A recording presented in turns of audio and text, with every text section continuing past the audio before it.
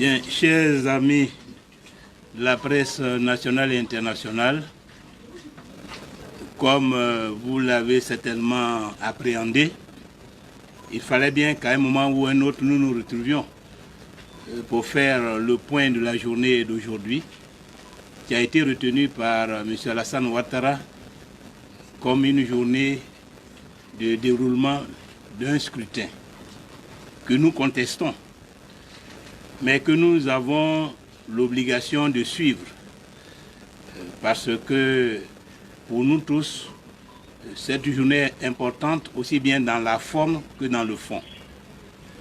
Dans la forme, comme nous l'avons toujours dit, quel que soit le résultat, nous ne nous sentons pas concernés par ce qui s'est passé aujourd'hui. Donc, dans la forme, il n'y a pas eu d'événement. Il n'y a pas eu d'élection en Côte d'Ivoire. Mais en même temps, dans le fond, il était important de savoir qu'est-ce qui s'est passé réellement ce jour. Ce que nous pouvons dire à partir de toutes les informations collectées jusqu'à cette heure-ci, c'est que nos compatriotes ont boudé, dans leur très large majorité, l'opération que M. Alassane Ouattara a tenté ce jour. Son coup d'État constitutionnel et électoral a été un échec. Les Ivoiriens ont refusé de s'associer à cette mascarade d'élection. Les jeunes sont restés mobilisés sur toutes les barricades et même les uns étendus, notamment à l'ouest et en direction du nord.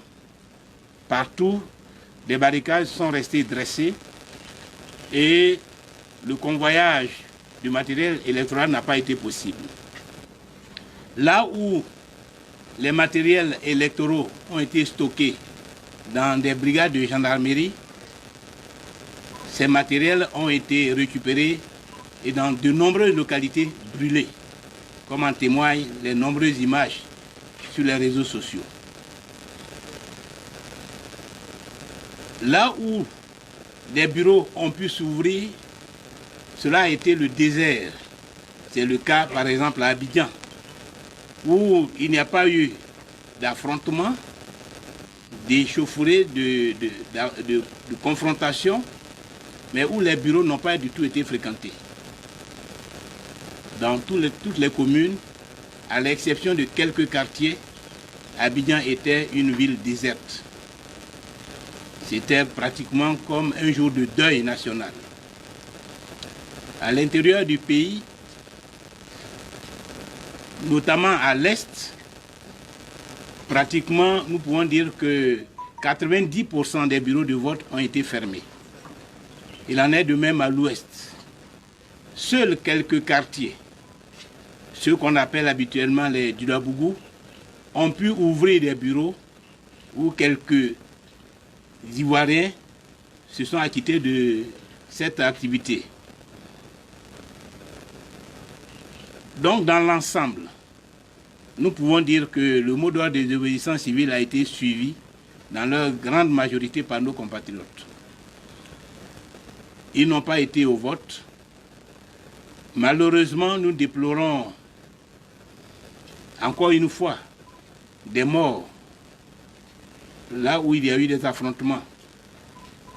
Une douzaine de morts à l'heure actuelle, dont 4 dans le Go et 2 dans la sous-préfecture de Niablé, plus Azadié et d'autres localités.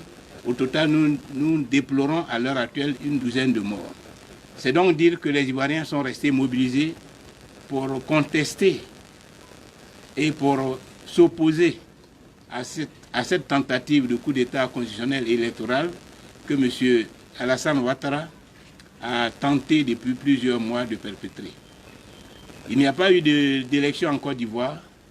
Ce à quoi nous avons assisté n'est pas digne de notre pays, parce que ce n'est pas de cette façon qu'on organise une consultation aussi importante que l'élection présidentielle, qui doit permettre au peuple de se donner un président de la République qui constitue dans toutes les démocraties le socle de la République, le garant des institutions.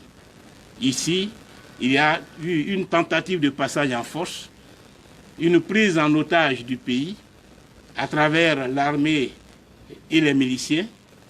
Mais heureusement, le peuple de Côte d'Ivoire est resté déterminé à braver cette tentative et a réussi à faire échec à cette parodie d'élection et à délégitimer le processus qui est en cours. Voilà pour l'instant ce que nous pouvons vous dire en attendant 19 heures et peut-être une autre rencontre de cette nature pour vous donner les résultats définitifs de ce que M. Alassane Ouattara appelle l'élection présidentielle en Côte d'Ivoire. Voilà donc, chers amis, ce que je voulais vous dire à cet instant précis. Encore une fois, merci de votre présence. Nous n'avons pas la possibilité de vous inviter à dîner comme M. Ouattara l'a fait, mais je suppose que malgré ce dîner ou ce déjeuner, vous resterez serein pour faire de façon correcte, de façon professionnelle, votre boulot de journaliste. Je vous remercie.